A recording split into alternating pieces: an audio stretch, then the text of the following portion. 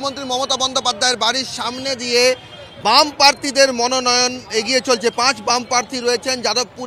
যাদবপুরের প্রার্থী সৃজন রয়েছেন, দক্ষিণ কলকাতার লোকসভা কেন্দ্রের প্রার্থী সায়রা হালিম তিনি রয়েছেন, প্রতিকুর রহমান ডায়মন্ড হারবারের লোকসভা কেন্দ্রের প্রার্থী তিনি রয়েছেন, এবং এছাড়াও জয়নগর এবং মথুরাপুরের যে বাম প্রার্থীরা রয়েছেন তারা রয়েছেন। এবং এই মিছিলে তুমি দেখতে পাচ্ছ কংগ্রেসেরও পতাকা রয়েছে, কারণ কংগ্রেস বাম সমর্থিত এই প্রার্থীরা, সেখানে কংগ্রেসের পতাকাও রয়েছে। এবং এই মুহূর্তে কালীঘাটে মুখ্যমন্ত্রী বাড়ির সামনে দিয়ে তাদের যে মনোনয়নের যে হুড খোলা জিপে, সেই জিপে করে প্রার্থীরা কিন্তু এগিয়ে চলেছেন।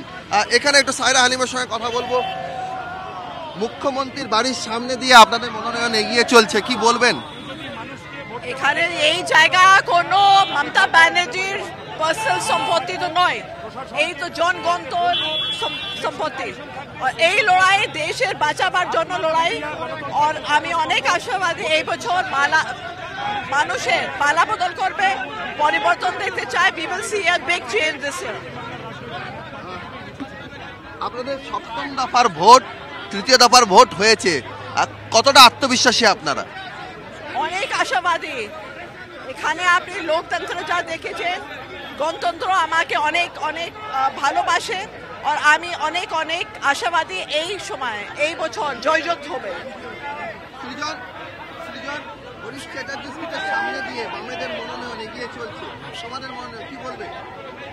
রাস্তাটা এখানে হয়েছে, তো এখানে বিল্ডিং, সার্ভে বিল্ডিং, ফলত সেইটা হরিশ চ্যাটার্জি স্ট্রিটের কোনো ব্যাপার আমার কিছু না। কিন্তু হরিশ চ্যাটার্জি স্ট্রিটে, হরিশ মুখার্জি স্ট্রিটে যেভাবে বেআইনি প্লট দখলের অভিযোগ ইত্যাদি হয়েছে, এবং যেভাবে কয়লা, গরু, বালি, চাকরি, লটারি সমস্ত কিছু নাতুড়ঘর হিসেবে প্রমাণিত হয়েছে এই রাস্তা, এখানকার মানুষরা, এখানকার ক্ষমতাবান পরিবারটিকে নিয়ে বোধহয় খুব খুশি নন।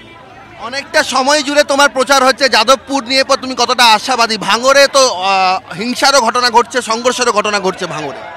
না, সেগুলো ওরা কিছু করার চেষ্টা করছে, কিন্তু মানুষের মেজাজ, মানুষের চোখ মুখ বলছে যে এবারে সমস্ত বাধা ভেঙে দেওয়া হবে।